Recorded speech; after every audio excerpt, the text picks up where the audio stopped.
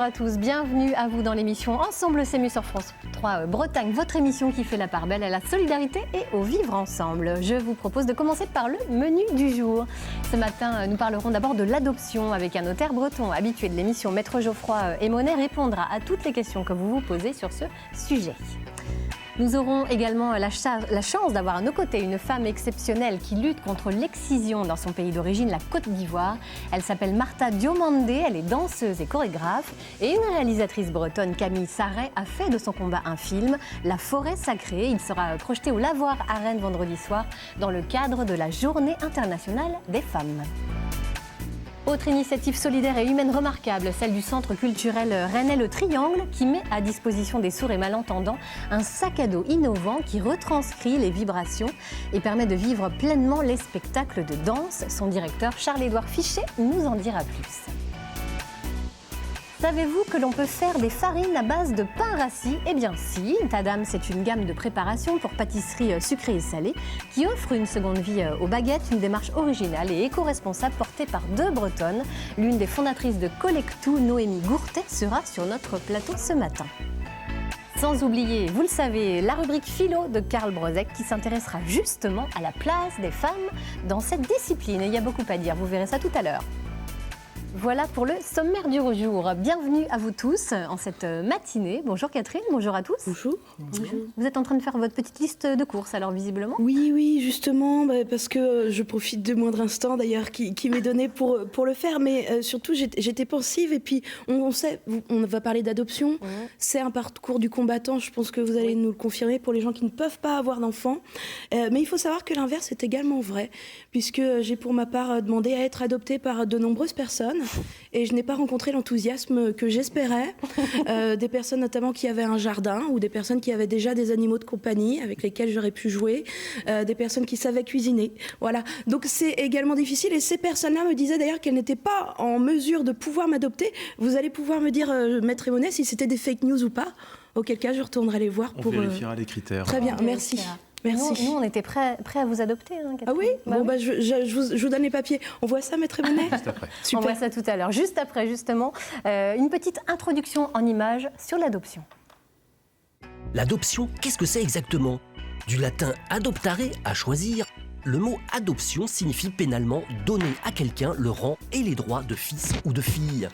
En gros, en étant adopté, vous devenez enfant et en adoptant, vous devenez parent, et ce, de manière définitive. Depuis l'année dernière, un adopté ne peut plus retourner dans sa famille d'origine et aucun recours n'est possible. Pour vous lancer dans une procédure d'adoption, vous devez avoir plus de 28 ans et contrairement aux idées reçues, vous pouvez être célibataire, en couple ou marié. Dans ce cas, pas la peine de vous présenter le lendemain du mariage puisque 2 ans de vie de mariage seront exigés. Ensuite, un véritable parcours du combattant commence. Première étape, faire une demande d'agrément. Il faut créer un dossier pour que l'aide sociale à l'enfance puisse enquêter sur vous. Symboliquement, ça dure 9 mois. Oui, le temps d'une grossesse.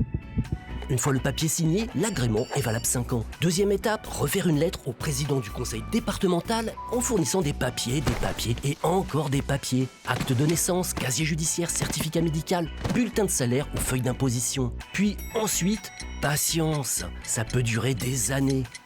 En France, 28 000 parents possèdent un agrément, alors que seules 1200 adoptions nationales aboutissent tous les ans. C'est peu. On peut adopter un enfant de sa naissance jusqu'à sa majorité. À partir de 18 ans, on peut être reconnu officiellement par son beau-parent grâce à l'adoption.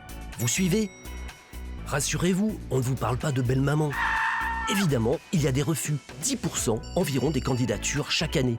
Dans ces cas-là, on respire et on recommence. Eh oui, pas si simple le parcours de l'adoption, c'est ce que nous allons voir avec vous, Maître Aymonnet. À partir de quel âge un enfant est-il adoptable ? Dites-nous. Dans le sujet, on dit depuis la naissance. Il y a peut-être eu une modification, mais moi, il me semblait que c'était 2 mois. C'est-à-dire que comme les parents qui confient à un service social leur enfant ont 2 mois pour se rétracter, normalement, un enfant ne peut pas être adopté avant 2 mois pour cette raison-là. Bon, sauf modification récente, peut-être qui m'a échappé. Qui peut adopter ? Alors, on avait des premiers éléments de réponse. Alors, toute personne, effectivement, célibataire. En couple. C'est ça, on ne le sait pas forcément. Même célibataire. Oui, mais je pense que le dossier ne sera pas aussi simple que pour un couple. C'est-à-dire qu'on peut, mais on le voit dans les ratios, 28 000 demandes, 1200 adoptions effectives, il y a vraiment un décalage assez grand. Donc les célibataires, plus de 28 ans, les couples, oui, mais mariés. Et mariés depuis 2 ans. Il faut avoir fait ses preuves. Il faut que le couple soit solide avant de pouvoir adopter. Donc Catherine, tous les couples ne peuvent pas vous adopter. Est-ce qu'il y a un écart d'âge minimum entre l'adoptant et l'adopté? Oui, 15 ans. 15 ans. 15 ans, une exception lorsque l'on adopte l'enfant de son conjoint, ce qui est souvent le cas dans les familles recomposées, les beaux-parents, etc. Il faut uniquement 10 ans d'écart d'âge. Ah oui, donc il y a une petite différence. D'accord. Est-ce qu'il y a une limite d'âge à ne pas dépasser pour adopter? Il n'y a pas de date de péremption, mais c'est vrai, c'est toujours pareil, il y a un peu la théorie puis il y a la pratique. Est-ce qu'à 40 ans et plus, par exemple, on peut adopter? On peut à 40, à 45 ans, à 50 ans, mais les chances que le dossier passe sont forcément plus faibles, notamment si c'est un enfant très jeune. On n'imagine pas une femme de 50 ans et plus adopter, ou en tout cas difficilement, à mon avis, adopter un enfant de quelques mois.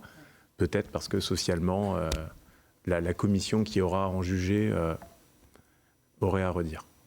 Alors vous le disiez tout à l'heure, il y a le cas des familles recomposées qui complexifient un petit peu la tâche du législateur depuis quelques années.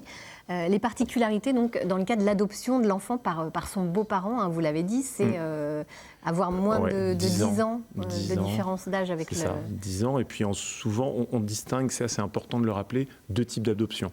L'adoption simple, c'est celle qui laisse subsister le lien de filiation avec sa famille d'origine. C'est-à-dire qu'en réalité, en France, et ça, c'est pas nouveau, on peut avoir 3 parents. On peut avoir son père et sa mère, et puis, sur le tard, être adopté par son beau-père ou sa belle-mère, qui va devenir un second père ou une seconde mère. En tout cas, on peut avoir 3 parents. On pourrait même hériter donc de 3 parents. Ah là, ça vous complexifie la tâche. Donc, y a ces critères. Et puis l'adoption plénière, qui est une adoption beaucoup plus puissante, puisque elle crée un lien de filiation et coupe tout lien de filiation avec la famille biologique, enfin le parent biologique d'origine. Donc les adoptions de majeurs sont des adoptions simples, celles qu'on voit le plus souvent où des gens de 25 ans, 26 ans se laissent adopter par un beau-père ou une belle-mère avec qui ils ont vécu pendant des années, depuis presque toujours.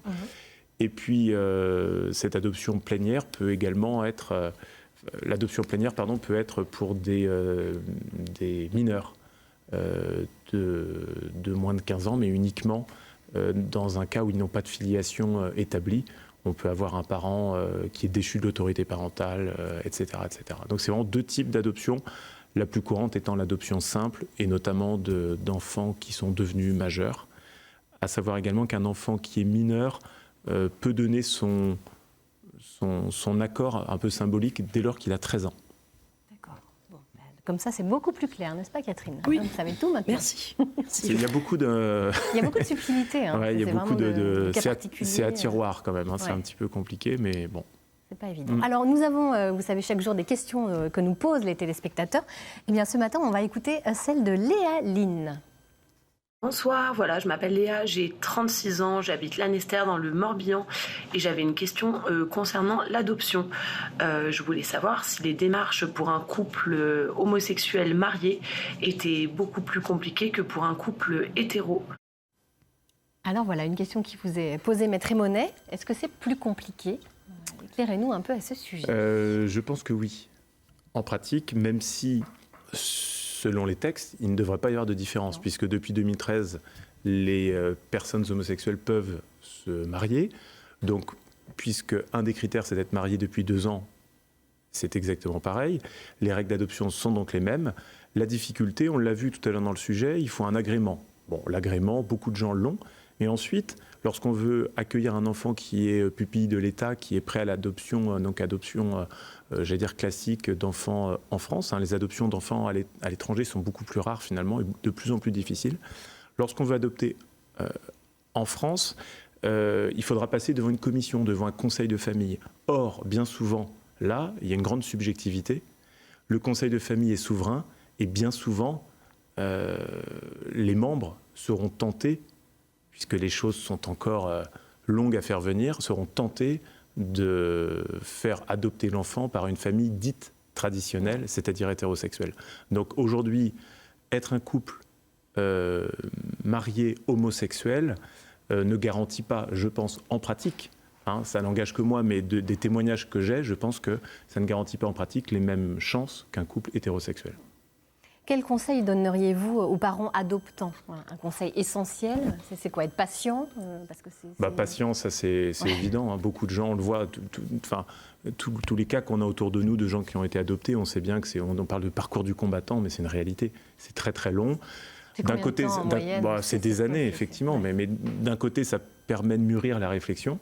Mais c'est un parcours de combattant, je pense, au départ. Et puis on sait tous aussi que dans la vie de l'enfant plus tard, ça réserve également des surprises, puisque l'enfant s'est construit dans une famille d'adoptants, avec tout ce que ça implique pour lui de recherche de ses origines, etc. Donc c'est un sujet très très profond et sensible. Ouais. Et puis alors nous, vous savez, on pose des questions à nos internautes également tous les jours. Et Sylvie de Saint-Malo, elle nous dit quelque chose de très intéressant. Elle nous dit: il ne faut pas attendre d'un enfant adopté qu'il soit reconnaissant. Et ça, c'est une question...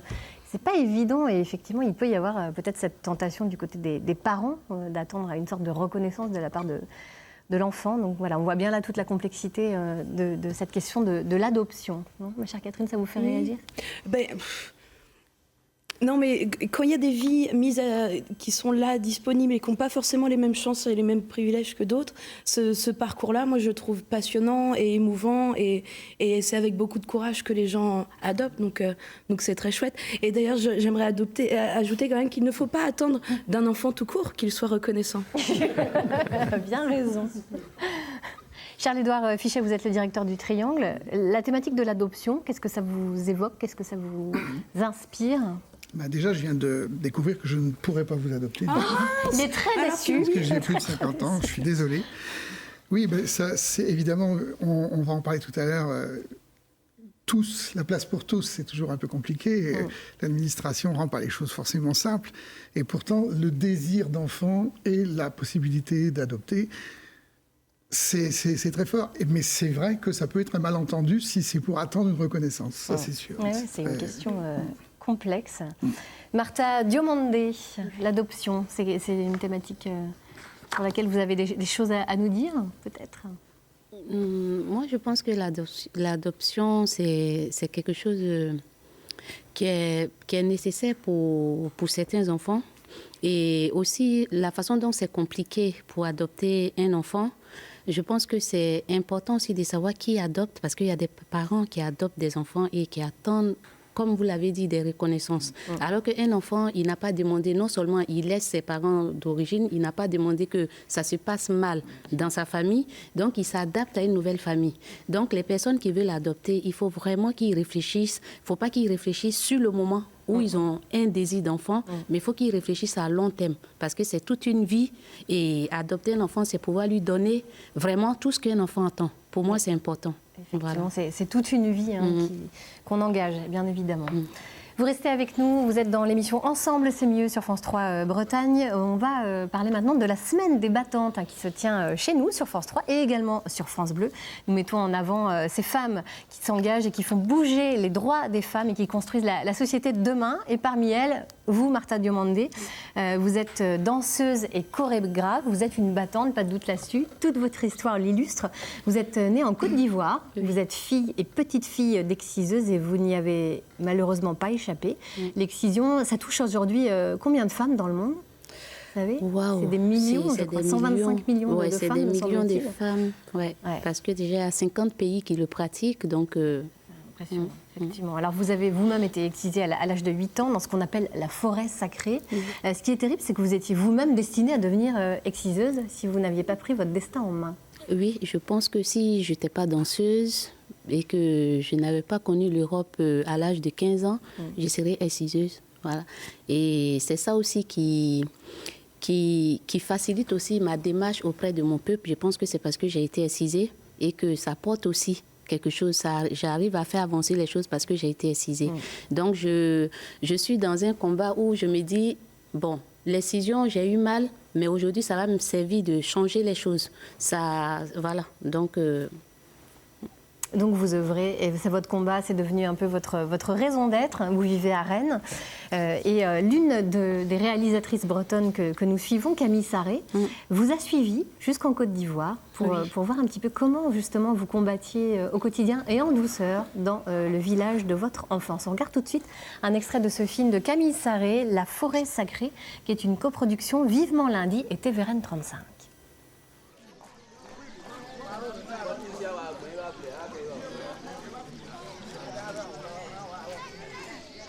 Donc, on a un contact aussi, des cours d'eau, puis le père, mais il y a quand même un nouveau, pour qu'on ait des zones, parce que voilà, il y a un dossier, voilà, c'est ma pour qu'on y aussi, il y a des pour qu'on y va, nous aussi, que des nous va au conseil, nous connaissons, comme pour que y ait avant voilà à chemin là ne ko kan ko go na pe ma ye ko no si jusqu'à ye ko go ye ko ko do ba ka de da ba je ka ne mo ka ba a de we we don ye ne ba a ko de ba me ba wo ti mais tant que do de ba wa na no ba ko mo ko do a ke me o me za est ce que mo ko en ko ta si de ye wo de ko ko go ba wo zo ne kokoro ti mo ka za so me ka pe ko kwa mo ba ye ko de a ko ko ru ba le ba ade ma ko ka confiance ko ma ko ye ne ko to so mo me ba yi mo ka si di le me ya ba On a fait décision, c'était les vacances de Noël. J'avais 7-8 ans. J'étais avec ma grand-mère ici. On a marché, on a fait le chemin, on est arrivé dans une case. Bon, que moi je vivais au village, je connais bien la case, je sais que ma grand-mère allait là-bas souvent, puisque je la suivais dans les trucs de décision. Mais au fait, j'étais juste, pour moi c'était mon tout quoi. Voilà, il y a longtemps, je voyais les femmes, les jeunes filles excisées au village. Quand j'étais là, je les voyais parce qu'après l'excision, quand il n'y avait pas encore les polices, tout ça, les jeunes filles pouvaient se promener avec la tenue d'excision au village. Donc, du coup, il y a plein de choses qui faisaient que tu te dis, waouh, mais c'est bien, donc ça, maintenant, c'est moi, quoi. Sacré combat, hein. Le film sera projeté donc ce vendredi à 20h dans le cadre de la Journée internationale des femmes au Lavoir, atelier réuni 26 rue de Léon à Rennes, dans le quartier Saint-Hélier. Et puis la projection sera suivie d'une rencontre avec vous, Martha. C'est compliqué de convaincre les femmes de votre village ? Ça a été compliqué ? Moi, je pense que c'est compliqué. Et c'est vraiment compliqué parce que la lutte contre l'excision, ça a beaucoup avancé. On parle beaucoup en Europe de l'excision, mais mon combat, il se place là parce que l'Afrique ne fait pas de sensibilisation adaptée à l'Afrique. Donc, il y a des personnes vraiment qui sont concernées, qui ne sont pas au courant des risques. Et quand on veut leur expliquer les risques, on fait à l'européenne. Alors qu'on est dans un pays africain. Les Africains, ils ont leur façon. Donc, il faut adapter la façon de parler de l'excision. Et donc, pour éviter les frustrations. Donc, là-bas, tout est politisé. Il faut parler avec stratégie. Tu ne peux pas dire à quelqu'un arrête l'excision parce que c'est trop audacieux, parce que tu t'attaques à une tradition. Même si tu sais que c'est mauvais, tu es obligé. C'est pourquoi moi, je fais beaucoup de politique. On finance les projets d'agriculture aux femmes, on réforme des matrones, on construit des maisons des femmes, déjà pour les rassembler. Et faire la sensibilisation pendant la formation des matrones, parce que c'est aussi des accoucheuses. Et pour moi, c'était un bon moyen, pendant cette formation, où elles ont déjà leurs connaissances traditionnelles, leur expliquer, puisqu'on parle de cesse en ce moment, on peut parler de la transmission du VIH, on peut parler des complications, sans heurter les gens. Parce que le but, c'est de ne pas frustrer. Donc, quand ils sont en formation, ils sont prêts à t'écouter. Et moi, le but pour moi, c'est de faire reculer l'excision. Parce que on a beau militer, on milite en France, on parle, l'excision, c'est pas bon. On dénigre, on parle de tout ce qui, c'est pas tout, le clitoris, mais tout n'est pas basé sur le clitoris. L'excision, il y a le passage à l'âge adulte, il y a le côté, en Afrique, il y a le rituel. En fait, voilà, ça, il y a le côté, vous conservez le rituel. Voilà, il y a le côté rituel. Donc, quand on va, moi je lutte, mais je veux que le côté passage à l'âge adulte reste, parce qu'un Africain a besoin aussi de ce passage à l'âge adulte. C'est conseils traditionnels que nous recevons et qui est important. C'est tout ça qui fait que ça finit pas. Donc si tu approches les personnes concernées, pour moi ces vieilles-là, si elles ne sont pas sensibilisées, on se battra 40 ans en Europe, l'excision ne va pas finir. Donc, le combat que je mène là-bas, c'est vraiment avec les matrones et les emmener à comprendre ce que moi je sais aujourd'hui et puis décider ensemble qu'est-ce qu'on peut garder de cette tradition, comment on peut le remplacer. Parce qu'on ne peut pas éradiquer l'excision, mais on peut éradiquer l'acte de l'ablation du clitoris et garder le côté, tout rituel. Le côté rituel, social et tout ce qui fait que l'Afrique tient à l'excision. Et ça, tant qu'on n'a pas compris ça, on va passer à côté. Et moi, je ne veux pas que ma fille soit excisée. Donc, pour moi, il faut que les matrones soient au courant de tout ce que nous avons ici, mais dans leur respect, parce qu'il y a beaucoup de choses à conserver. C'est très intéressant votre approche. Vous avez même créé une association, la CESA. Oui, rennaise, remplie de Bretons, qui vont chaque année en Côte d'Ivoire. Et eux aussi qui commencent à se poser des questions. Mais si l'excision finit avec ce qu'on voit là, comment ça va se passer? Tu vois, des Français qui commencent à penser comme ça. Mais c'est justement ça qui est intéressant, de garder leur respect.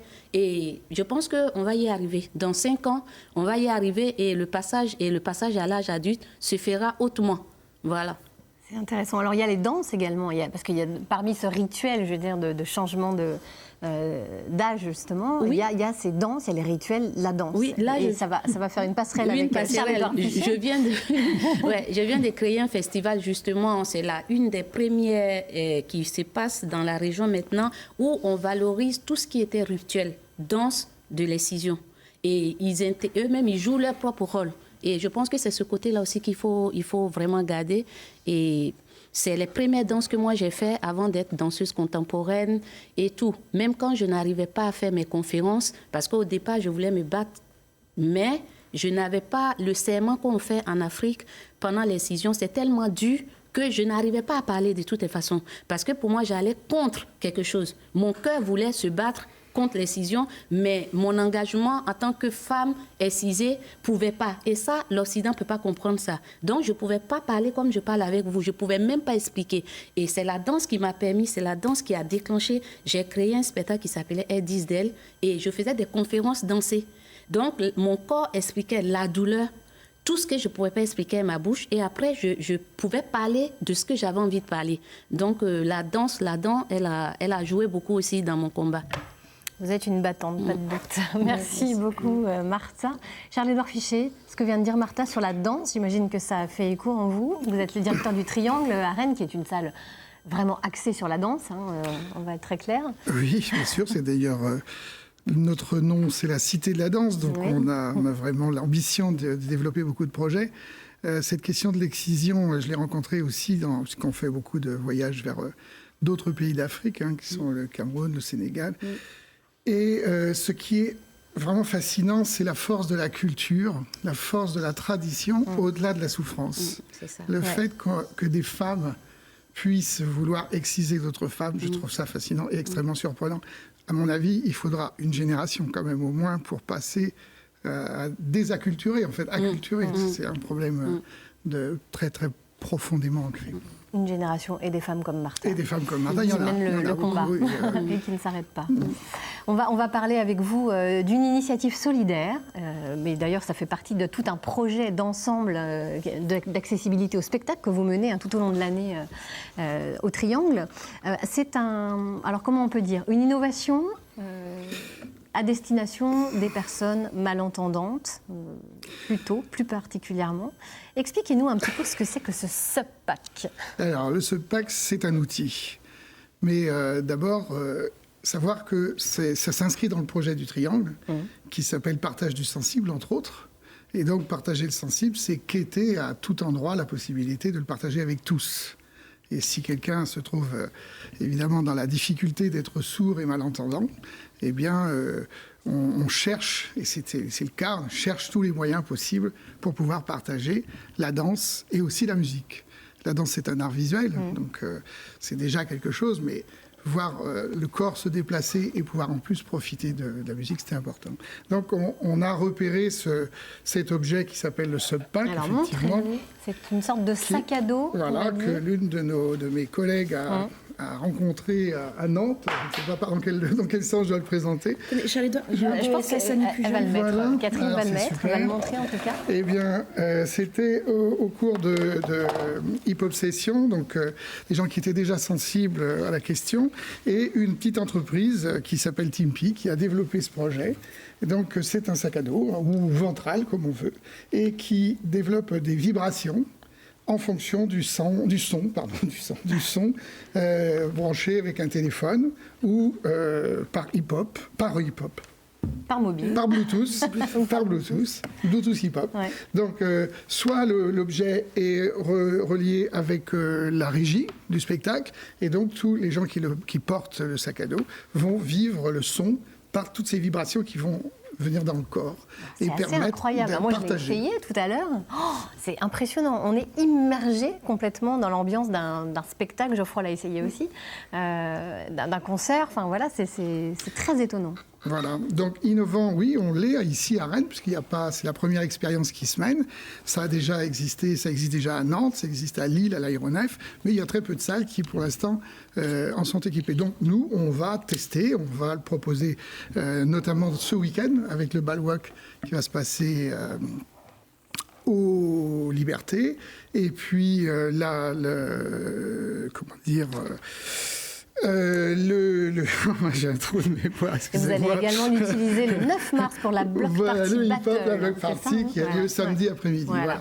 Donc, malheureusement, on n'en a que 4, mais bon, tant pis, on va essayer de faire en sorte que le plus Ça va se possible développer. en profite. Et puis, ce qui est important On fait aussi, comment, c'est alors, que même concrètement si on n'est pas sourd, on essaye. Eh oui, ça c'est bien aussi. Voilà, c'est important aussi de partager cette impression qu'on a, ce que vous avez fait tout à l'heure. C'est l'équivalent de faire un gros câlin à une baffle de concert, en fait, Bah oui, bah alors vraiment. au niveau des sensations. C'est ça. Mais sans les dangers, justement, liés à ça. C'est vraiment une sensation personnelle. C'est quelque chose qu'on éprouve parce qu'on l'a déjà testé, on a déjà partagé avec plusieurs personnes sourdes. Certaines sont assez réticentes en disant non, tout d'un coup ça développe quelque chose chez moi que je ne prends pas, qui me surprend trop. Et d'autres sont extrêmement friands en disant ça nous intéresse vraiment parce qu'on a la sensation d'être impliqué plus fortement dans la question de la danse et de la musique. Oui, et de la musique. Alors on fait comment très concrètement? On réserve à l'avance? Très concrètement, il y a un SMS, puisque Ouais. c'est plus facile pour quelqu'un de malentendant d'utiliser le SMS. Donc c'est le 07 71 91 43 11. Ça Donc, il s'affiche faut sur notre réserver, écran. ça Voilà, il faut s'affiche. réserver Ou 48 alors heures à sur l'avance ou plus tard. infoletriangle.org, et puis 48 heures à l'avance. Et puis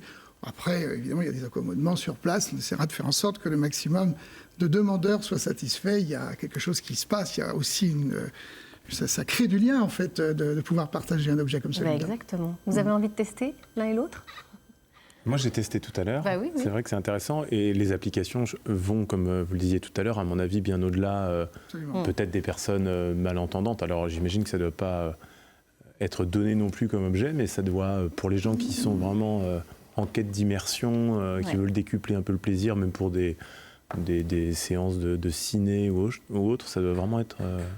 Vous ne savez pas donner, mais en même temps, on va approcher les prix d'une paire de lunettes de luxe. Petit à petit, ça va se vulgariser. Ouais, On peut imaginer, démocratiser. il y a des salles du Japon qui sont déjà équipées dans leur cinéma, directement dans les dossiers des... c'est ce que j'allais vous dire. Moi, Bah, je c'est pensais ça. un peu à Voilà. ça. Voilà, ouais. ouais. Maintenant, Donc, c'est- Dans un avion, dans nous, un... ça on est peut être assez convaincus que cet objet-là, qui paraît un peu extraordinaire, très très vite va devenir ordinaire et Bien se sûr. multiplier. Et en tout cas, on peut le souhaiter, vu le résultat que ça donne. Ouais. Martin, vous connaissiez cette innovation? Non, je découvre là. Je Alors à découvre. tester, il faut réserver. hein. Ouais, je vais réserver. Je reçois les textos de Triangle. Donc, Vous êtes dans un bon réseau d'informations. ouais, alors, je suis du dans le coup. réseau. Hein. Je suis Voilà. dans le réseau.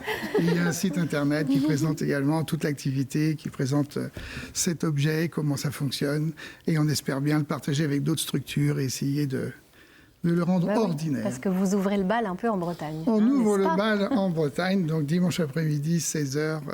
Il faut venir très nombreux, plus on sera nombreux, et plus le SubPack aura d'effet. Donc rendez-vous aux Libertés, c'est ça? hein, Absolument. À 16h dimanche Et après-midi. samedi après-midi, Et samedi après-midi à la au Battle Triangle. Party au Triangle. Voilà. Vous venez de tester aussi au labo. Bah oui. Puisqu'on fait la danse au labo après la projection du film. Eh bien, pourquoi pas, C'est voilà. une occasion pour... Très bonne idée. Vous Pour l'empruntez. l'essayer, hein. Nous on va vous emprunter. Il faut réserver 48 heures à l'avance. On est bien là, au moins. Le lien, c'est immédiat. Là, Voilà, du coup, vous voyez, c'est ça. Merci beaucoup à tous les deux d'être venus sur ce plateau. On va, le triangle, là, justement, est situé au cœur du quartier du Blône à Rennes, eh bien, un quartier de haute tour. Et nous allons maintenant évoquer justement d'illustres tours apparus dans le paysage rennais il y a 50 ans. Je veux parler bien entendu de la tour des Horizons, des tours des Horizons même. Une architecture d'avant-garde dont Catherine Basile et Nathalie Rossignol nous rappellent l'histoire. C'est une silhouette à nul autre pareille. Deux tours jumelles élancées à près de 100 mètres de hauteur dans le ciel de Rennes, tous de courbes vêtues. Le plus haut gratte-ciel de Bretagne, aujourd'hui encore.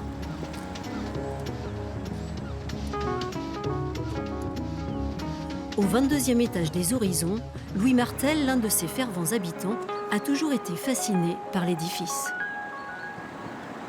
Même s'il est marqué des années 70, il est tellement fort au niveau design. C'est une sculpture, quoi. Hein. Souvent, les archis disent ouais, on fait des sculptures dans lesquelles on vit, mais là, c'est vraiment vrai, quoi. Hein. Vivre au niveau de l'horizon au cœur de Rennes était un rêve. L'ingénieur, aujourd'hui retraité, profite d'un panorama unique.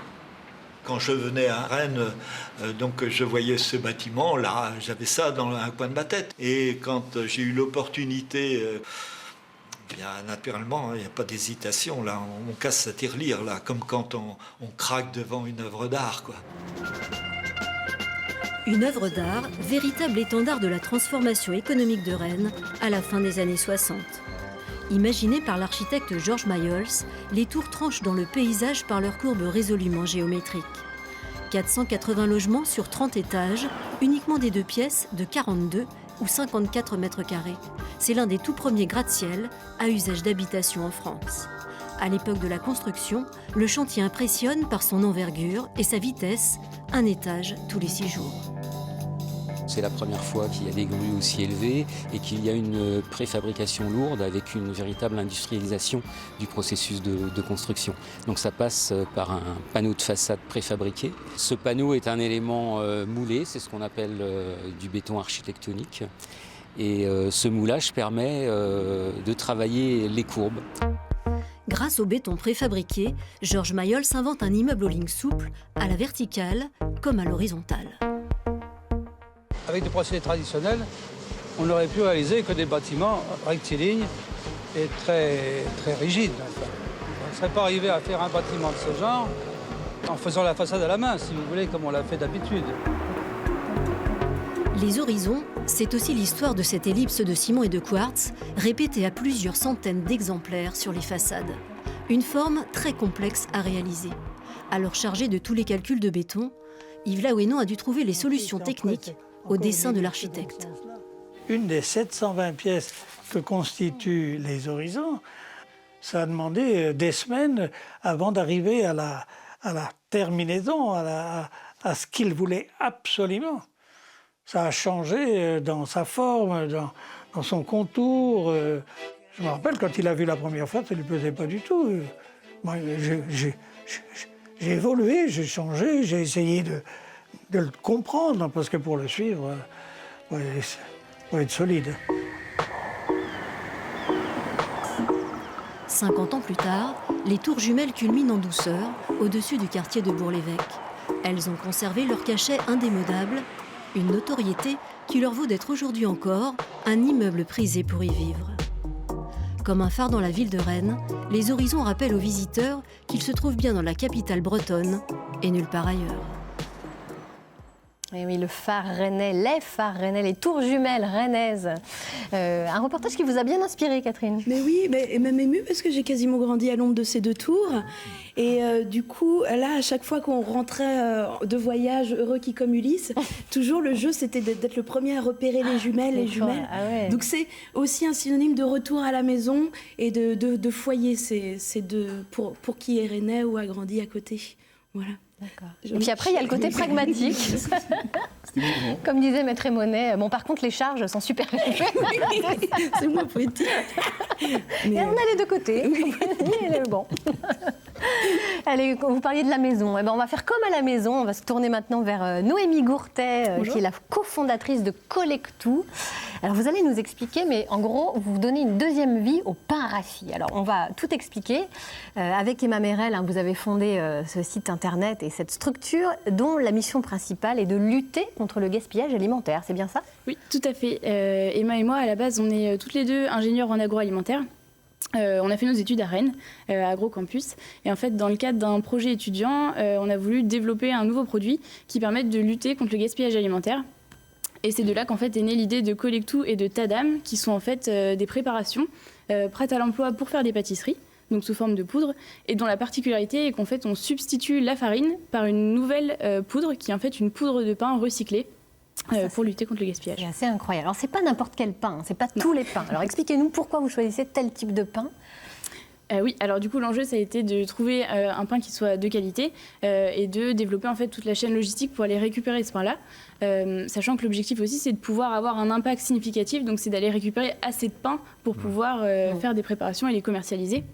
Donc c'est pour ça qu'on a créé des premiers partenariats avec les fabricants du Grand Ouest, notamment BPA, pour Boulangerie et Pâtisserie Associée, qui est une petite PME dans le Grand Ouest, qui a différents sites de production et qui fait du pain frais tous les matins pour les restaurants, pour les collectivités, et qui malheureusement ne peut pas vendre tous ces pains puisqu'il y a des petits soucis de production, par exemple du pain qui va être trop gros, trop petit, un petit peu biscornu. Donc c'est vraiment uniquement esthétique, quoi, comme...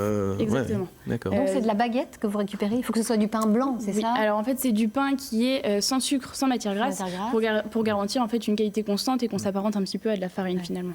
Alors c'est assez émouvant parce qu'on va dire un peu comme Catherine. Vous finalement aujourd'hui vous collectez le pain que vous avez mangé à la cantine pendant quelques années à la cantine d'Agrocampus. Voilà exactement, parce qu'en fait c'est un projet donc qu'on a commencé à Agrocampus et on a vraiment développé le projet avec notre chef de restaurant à ce moment-là. Et donc en fait on a commencé en récupérant en effet le pain qu'on mangeait à la cantine. En fait. Alors qu'en général quand on pense à Agrocampus on pense surtout au houblon, ces choses-là dans les soirées de concert. Et non, vous c'est plutôt le pain, c'est étonnant. Voilà. Vous avez été accompagné pour la création de cette petite entreprise, parce que c'est désormais une petite entreprise. Oui, tout à fait. En fait, à la base, donc, c'était un projet étudiant qu'on a emmené à un concours qui est le concours Ecotrophélia. C'est un concours d'innovation en France pour les écoles d'agroalimentaire. Suite à ce concours-là, on a remporté en fait le prix de lutte contre le gaspillage alimentaire, et c'est vraiment ce qui nous a donné envie de nous lancer donc l'an dernier, en septembre. Et en fait, depuis septembre, on est accompagné par un dispositif qui s'appelle Pépite. C'est en fait un dispositif qui permet aux jeunes étudiants ou jeunes diplômés de se lancer dans l'aventure entrepreneuriale, mais pas complètement lâcher en fait dans la nature, et d'avoir un accompagnement et un coaching pour leur projet. Alors, vous avez déjà collecté 4 tonnes de pain. C'est impressionnant quand même. Donc là, oui, exactement. Plus précisément, même 5 tonnes aujourd'hui. 5 tonnes maintenant. Donc voilà, c'est vraiment depuis septembre en fait où on commence à vendre nos préparations auprès des restaurants et des collectivités. Ça permet en fait de créer vraiment une boucle vertueuse et un engagement de ces restaurants-là. L'objectif pour nous, c'est vraiment qu'ils communiquent sur le fait que les pâtisseries qu'ils servent ne sont pas des pâtisseries normales, et sont vraiment des pâtisseries qui revalorisent le pain pour toucher le grand public et ensuite amener sur un message de sensibilisation aussi. Donc en fait, Tadam, c'est un peu un outil de sensibilisation, mais tout en alliant la gourmandise et en gardant le côté un petit peu fun. Est-ce qu'on peut goûter, Noémie ? Pendant qu'on va en parler, on va peut-être faire passer un peu les préparations. Donc ce sont des préparations pour cookies, muffins, il y a différentes gammes en fait chez Tadam. Oui, aujourd'hui on a développé une gamme de 3 produits qui sont donc c'est pratique. qui sont donc un Tadam pour faire des cookies. Allez, on teste tous parce qu'on va commencer à goûter. Hop, merci. Et donc vous avez aussi pour les muffins et pour les cakes salés. D'accord. Alors où est-ce qu'on peut trouver vos préparations ? Alors jusque-là, en fait, on les proposait aux professionnels de la restauration, donc que ce soit pour les collectivités ou les restaurations type café, hôtellerie, restaurant. Et en fait, depuis cette semaine, on arrive pour toucher le grand public, puisque Tadam arrive dans les réseaux d'épicerie vrac, notamment chez Day by Day. Partout en France, donc on est super contents. Très bien. Et puis sinon, sur votre site internet, collectou.com, et puis votre page Facebook également. Quand on a préparé cette émission, vous m'avez dit on veut être le pain perdu et le pudding 2.0. C'est pas mal, ça. Exactement. Et puis c'est beau en plus. Merci. Vraiment. Ouais. Top. Oui, en fait, on veut vraiment montrer qu'aujourd'hui, en fait, c'est une pratique un peu ancestrale qu'on a de revaloriser le pain. c'est ça. Ouais. En France, nos grand-mères faisaient du pudding, on fait du pain perdu. Aujourd'hui, c'est montrer qu'il y a d'autres moyens aussi qui existent et de pouvoir surtout l'ancrer dans les habitudes. C'est-à-dire que nous, notre objectif avec Collectou, ce qu'on pense avec Emma, en fait, c'est que demain, on aimerait beaucoup que la nouvelle farine, ce soit en fait aussi facile d'utiliser de la farine que du pain recyclé et que ce soit vraiment dans les habitudes d'aujourd'hui. Eh ben, ça va commencer à rentrer dans les habitudes. Il y en a une qui n'arrive même plus à parler. Vous voulez réagir, Catherine? Ben voilà, c'est fait. Elle a réagi. En tout cas, c'est la plus jolie façon de se prendre un pain. Oh, Merci. Ça, t'as pas besoin de faire des blagues pourries, je l'ai fait à ta place. Ça, c'est parfait. La solidarité. Il faut savoir déléguer aussi. Merci. Merci Noémie. Allez, on va rester dans une démarche d'économie sociale et solidaire. On va maintenant découvrir les Ateliers du Cœur à Ploufragan, près de Saint-Brieuc, une association qui dépend des Restos du Cœur. Et depuis 22 ans, cette structure redonne aux personnes en situation d'exclusion l'envie et les outils pour une vraie réinsertion. Chaque année, ils permettent à une 60aine de personnes de remettre le pied à l'étrier. Eh bien, Myriam Thiebaud et Jérémy Armand ont suivi quelques-unes d'entre elles. On regarde. Elles se remettent sur de bons rails après s'être longtemps retrouvées dans de mauvais draps. Pour ces femmes, cette buanderie représente bien plus qu'un travail, un havre de paix, comme pour Nada qui a fui la Syrie avec sa fille. Mon père est décédé et mon frère aussi. Toute ma famille, sauf maman, qui est en Syrie. Ici, je suis très contente de travailler avec l'équipe. Ici, comme ma famille. Des parcours de vie agités, entre chômage et galère. Une réalité pour la quarantaine de personnes salariées aux Ateliers du Cœur. Odile a perdu son emploi d'aide ménagère après un accident du travail. À l'atelier couture depuis 1 an et demi, elle se reconstruit. Je revis ici, moi. Il y a une entraide. Si quelqu'un ne va pas bien, eh ben, on se parle. Mais franchement, les encadrants, c'est vraiment, c'est vraiment bien. Franchement, j'ai jamais connu ça ailleurs. Pourtant, j'en ai fait. Dans cette association qui dépend des Restos du Cœur, les salariés en insertion touchent 860 € mensuels pour des contrats de 26 heures par semaine. Mais ils gagnent aussi une expérience précieuse. Tu te fais confiance, tu apportes ton sac, ta matière et tu en parles. Lydie va passer devant un jury pour transformer son expérience en diplôme. Cette conseillère fait le lien avec l'organisme de formation ou avec Pôle emploi, mais avant cela, elle intervient dans des situations d'urgence. On commence en général par un toit au-dessus de sa tête, de quoi manger, et c'est la garde des enfants, de façon à ce que tout soit levé petit à petit, sans qu'ils s'en aperçoivent et sans qu'ils s'en fassent un monde. Les Ateliers du Cœur ont aussi leur resto. Après 8 mois de chômage, Bouziane reprend goût au travail. Cet auxiliaire de vie apprécie le cadre exigeant de la cuisine. Ça apprend à être mieux organisé, mieux à l'écoute, plus le travail d'équipe aussi. Bon, parce que j'ai toujours cuisiné tout seul, et donc ouais, ça m'apprend mieux l'esprit d'équipe aussi. Un restaurant ouvert aux salariés d'entreprises publiques, de collectivités et d'associations. Après un peu plus de 2 ans d'existence, ses clients en sont friands. Tout est fait maison, il y a toujours le sourire, c'est voilà, c'est comme une vraie cantine mais en mieux. Véronique Corbel, bonjour. Merci de nous accueillir ici aux Ateliers du Cœur que vous dirigez depuis 14 ans. Oui, c'est ça. Ici, on est par rapport au modèle des Restos du Cœur, dans un modèle qui est différent et qui est assez unique finalement en France. Oui, on est sur un modèle assez unique puisqu'on est sur un fonctionnement mixte, c'est-à-dire que nous avons des clients, comme vous voyez dans le cas de la restauration ici, mais nous avons aussi des tarifs modulés pour des personnes en situation d'insertion sociale et professionnelle. Alors que le modèle des restos est plutôt un modèle intégré, c'est-à-dire que tout ce qui est fabriqué, c'est pour donner aux bénéficiaires des Restaurants du Cœur. Et quels sont vos résultats en termes de réinsertion? 52% des personnes qui sont sorties de l'association ont une solution, soit en termes d'emploi, soit en termes de formation professionnelle. Après, ce n'est pas l'essentiel, c'est-à-dire que le temps du chantier, c'est vraiment un temps pour soi. On nous oriente des personnes qui sont en difficulté par rapport à l'emploi et qui ont eu des fractures dans leur parcours de vie sociale et professionnelle. Et le chantier, c'est le temps de se reconstruire et de la reconstruction, d'être à peu près bien avec qui on est aujourd'hui et du coup de se projeter vers l'avenir. Après 25 ans d'existence, l'association Les Ateliers du Cœur recherche des bénévoles pour continuer à se développer. Alors voilà, l'appel est lancé. Amis bretons, si vous souhaitez participer aux Ateliers du Cœur, eh bien vous êtes les bienvenus. Vous êtes le bienvenu, vous aussi, Karl. C'est gentil, merci. On va parler de philosophie et alors d'un sujet super touchy, la place des femmes dans la philosophie. Quelle est-elle? Est-ce que c'est une place finalement dont on a l'impression qu'elle arrive un peu tardivement? Bah ouais, c'est exactement ça. Vous disiez que c'était un petit peu touchy, c'est un petit peu chaud aussi. C'est vrai que pendant des siècles et des siècles, la philosophie a été un univers extrêmement macho, extrêmement machiste. Si vous ouvrez un manuel de philosophie de terminale et que vous regardez les noms qui défilent devant vous, bah vous avez un petit peu l'impression de faire votre service militaire. Il n'y a que des mecs. Il n'y a que des mecs. Avant le XXe siècle, ce ne sont que des hommes. La pensée en Occident est un club exclusivement réservé aux hommes. C'est un petit peu comme le golf. Vous savez, golf, ça vient de gentlemen only, ladies forbidden. Ouais. Eh bien, c'est exactement la même chose pour les femmes. C'est quand même triste. Ouais. Alors, on pourrait quand même attendre un peu plus d'ouverture d'esprit de la part des philosophes, quand même, franchement. Oui, alors c'est. Je crois qu'ils étaient intelligents. Bah oui, ils étaient intelligents, mais en même temps, ils étaient immergés dans une culture. La culture occidentale est une culture du patriarcat, une culture extrêmement masculine. Et les intellectuels de l'Antiquité jusqu'au temps moderne, jusqu'à la Révolution, eh bien, ce milieu intellectuel est souvent réservé aux hommes de Dieu, souvent réservé aux prêtres, aux gens qui ont accès au savoir et aux livres. Et là, c'est quelque chose de très patriarcal. Alors pourtant, il y avait aussi des bonnes sœurs, il y avait des nonnes, il y avait des moniales, mais elles, on leur réservait plutôt les extases mystiques, c'est-à-dire qu'elles atteignaient Jésus par un biais différent du biais intellectuel.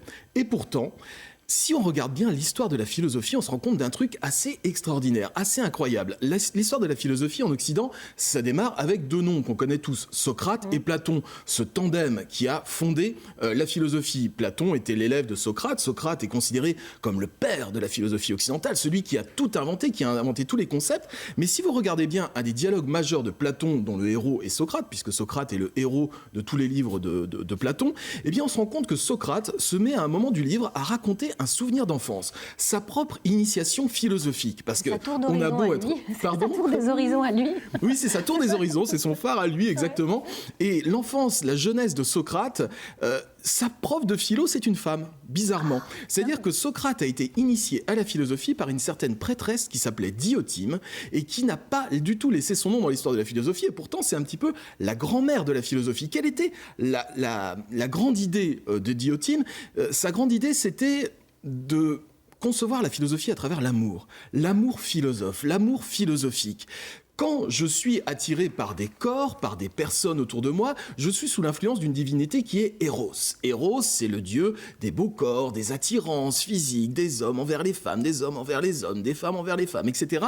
Mais au-delà de ça, il va y avoir une attirance un petit peu plus élevée, un petit peu plus spirituelle, et qui va être l'amour platonique, exactement. Voilà. C'est ça, l'amour platonique, c'est un amour où il n'y a pas de sexualité. C'est un amour pour le concept, pour la beauté, et non pas la beauté des corps. Et bien tout ça, on le doit à la grande prêtresse Diotime, qui a été l'initiatrice à la fois en amour et pour la philosophie, mais attention, amour platonique de ce fameux Socrate. Donc, exactement. Mamie philo, alors. C'est Mamie philo, c'est Mamie philo. Alors malgré cette la première friendzoning de l'histoire de l'humanité. C'est ça, elle a carrément friendzoné Socrate, qui après s'est un petit peu répercuté sur... Il a été traumatisé et bam. Et voilà. Il s'est vengé. Il s'est tapé Platon. Donc après Mamie philo... Après Mamie philo, du coup, malgré tout, les femmes continuent à faire profil bas. Il va falloir attendre quand même 1500 ans pour voir débarquer une femme majeure dans l'histoire de la pensée, mais elle non plus, on l'a absolument pas retenue. C'est une femme qui s'appelle Marie de Gournay. Madame de Gournay, elle naît au XVIe siècle, elle va être à cheval entre le XVIe et le XVIIe siècle, et alors elle, c'est une franc-tireuse, une libre penseuse, à tel point qu'elle va publier en 1622 un ouvrage qui s'appelle, accrochez-vous bien quand même, en 1622, elle publie un livre qui s'appelle Égalité des hommes et des femmes. C'est quand même balèze à son époque. Marie de Gournay, c'est une aventurière, c'est une femme qui a décidé de ne jamais se marier et de ne jamais dépendre d'un homme, ce qui aussi à l'époque est extrêmement mal vu. Donc elle va avoir une vie assez pauvre, elle va se faire aider à droite à gauche et surtout elle va avoir un coup de foudre, non pas amoureux mais intellectuel pour Montaigne. Michel de Montaigne, ça va être l'homme de sa vie, mais attention, Montaigne est déjà marié, c'est l'homme de sa vie en matière amicale et donc elle va... quand Montaigne va mourir, Marie de Gournay, la femme de Montaigne, va lui confier la réédition des œuvres complètes de Montaigne qu'elle va annoter, qu'elle va préfacer. Et c'est vraiment la femme intellectuelle telle qu'on pourrait la concevoir aujourd'hui. Pourquoi n'a-t-elle pas laissé son nom dans l'histoire de la philosophie et dans l'histoire tout court? Tout simplement parce que elle n'était absolument pas appréciée, elle n'était absolument pas aimée, elle sortait des cadres. Qu'est-ce que c'est que cette bonne femme? Qu'est-ce qu'elle va nous prôner l'égalité des sexes? Trop en avance pour son âge, du coup, elle est renvoyée par les historiens d'un petit coup de balayette. Allez hop, cette femme-là n'a jamais existé, ou plutôt on l'a accusée d'être la maîtresse de Montaigne, de viser la fortune et la notoriété de Montaigne et de coucher avec lui uniquement pour le fric et pour la notoriété. Voilà, hop, on la sort, on la dégage gentiment de l'histoire de la philosophie. Alors, du coup, il faut attendre le XXe siècle pour que enfin une femme accède au statut de philosophe. Oui, le XXe siècle, c'est l'époque de Hannah Arendt, c'est l'époque de Simone de Beauvoir. Juste un mot sur Hannah Arendt. C'est une femme majeure dans l'histoire de la pensée qui a notamment annoncé les choses en matière de réseaux sociaux. Elle meurt en 1975, mais elle a une idée très précise. Elle n'a pas connu les réseaux sociaux, mais elle va écrire un livre qui s'appelle Les origines du totalitarisme et qui a ceci de particulier que Hannah Arendt nous dit le totalitarisme, ce qui nous fait si peur finalement, hein, on se dit on ne veut pas retomber dans le totalitarisme, Hitler, etc. Et Hannah Arendt nous dit méfiez-vous, le totalitarisme, ça arrive quand on n'a plus de vie privée. Et quand on voit aujourd'hui comment on étale notre vie sur les réseaux sociaux, à quel point notre vie privée devient une vie totalement publique, devient une vie totalement dévoyée et dévoilée aux yeux du monde, on se dit que Hannah Arendt est quand même non seulement une philosophe, mais aussi une très très grande visionnaire qui a prévu les choses bien avant qu'elles n'arrivent. Et c'est une femme et ça mérite d'être noté. Merci, Karl. Je vois Catherine qui est pensive. Oui, je me disais, parce que ça l'a séché. Les femmes sont absentes des livres d'histoire parce que c'était les hommes aussi qui les écrivaient. Bien sûr, il devait y avoir des femmes. On en a vu des femmes admirables. Il y en a eu de tout temps et souvent invisibilisées aussi. Oui. C'est pas Hannah Arendt qui disait que chaque naissance, on parlait d'adoption, que chaque naissance peut potentiellement amener à bousculer le monde et à amener une révolution ou en tout cas un basculement du monde. Oui, elle a beaucoup réfléchi effectivement aussi Hannah Arendt sur l'influence des... même aussi avant les réseaux sociaux. Tu avais inventé, Catherine, là. Sociologiquement, non, mais c'est vrai, pour Hannah Arendt, chacun a sa place dans le monde. Elle a fait aussi une théorie sur la banalité du mal, mais on n'a pas le temps de l'exposer, mais ça rejoint un petit peu ce qu'a dit Catherine, effectivement. Allez, on vous garde tous, on continue l'émission un peu plus loin. Merci à tous de nous avoir suivis. On se retrouve demain, jeudi, autour du thème des associations. Elles foisonnent en Bretagne, nous leur rendrons hommage demain matin. On vous souhaite à tous une très belle journée sur France 3 Bretagne. Tout de suite, place à votre journal régional. Kenavo.